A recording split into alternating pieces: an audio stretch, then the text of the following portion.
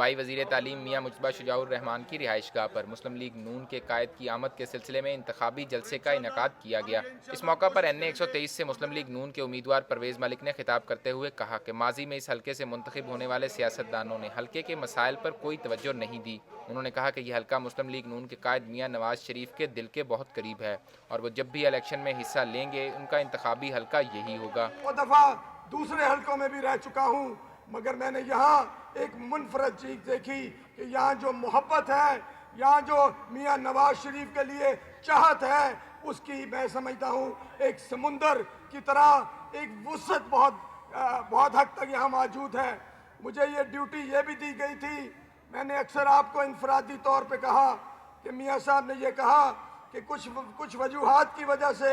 اس حلقے میں M N اے مکمل طور پہ، جس کو آپ کہیں کہ فل ٹائم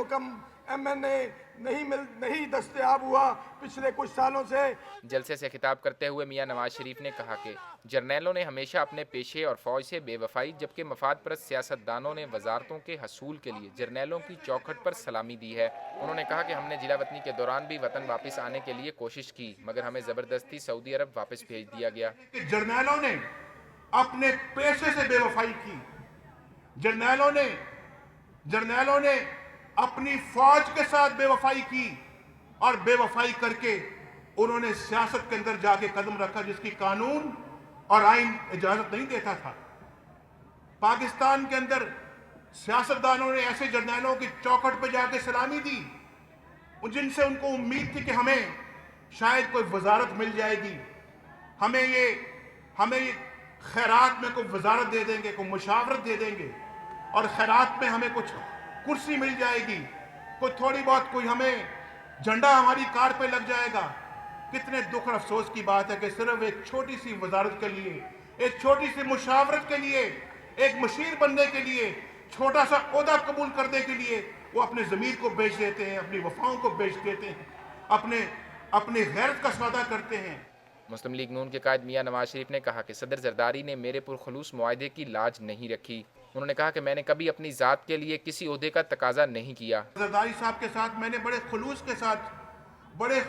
ساتھ ان کے ساتھ میں نے معاہدہ کیا اور ان کے ساتھ کام کرنے کا میں نے فیصلہ کیا، اور جو میں آپ کو پہلے بھی بتا چکا ہوں کہ میں نے ان کے ساتھ بڑے خلوص کے ساتھ چلنے کا فیصلہ کیا۔ میں نے ان سے